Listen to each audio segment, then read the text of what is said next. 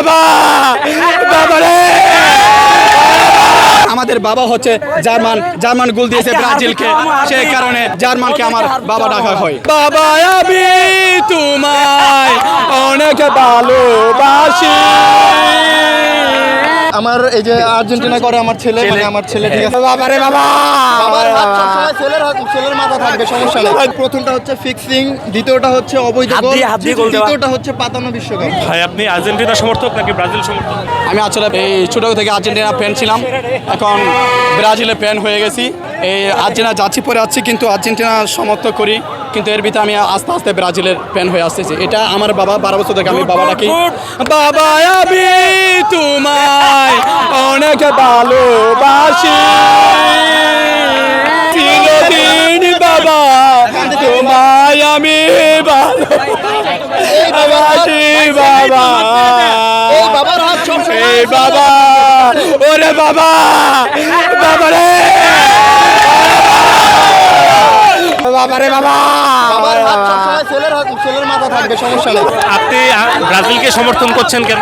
সমর্থক আমি আসলে সবাই 30-20 বলে এই সহ্য আমি করতে পারতেছি না, কারণ অনেকেই বলতেছে এই তিনটা জাতিতে নাকি কলঙ্কের দাগ, এটা গায়ে দিল মনে হয় না আমি আর্জেন্টিনার সমর্থন করি। আমি সেই কারণে আমি ব্রাজিলে ফিরে আসতেছি। এটা হাতের গোল, এটা ফিক্সিং খেলার ট্রফি, একটা হচ্ছে টাগলা মারা সহযোগিতার ট্রফি। এই কারণে আমি আর্জেন্টিনা ছেড়ে ব্রাজিলে চলে আসতেছি। এটা হচ্ছে আমার বাবা লাগে। এই যে এইটা প্রথমটা হচ্ছে ফিক্সিং, দ্বিতীয়টা হচ্ছে অবৈধ গোল, তৃতীয়টা হচ্ছে পাতানো বিশ্বকাপ।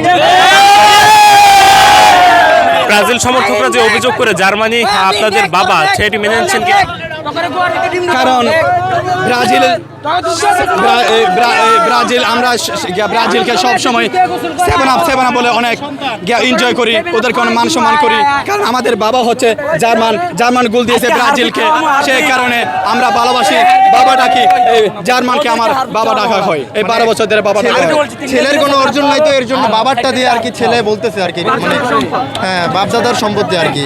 কোন লজ্জা থেকে ব্রাজিলে যুক্ত হচ্ছেন? এবার ব্রাজিলের যুগের কথা বলতেছেন, ব্রাজিলে যুক্ত হইতেছে সেটা বলছে।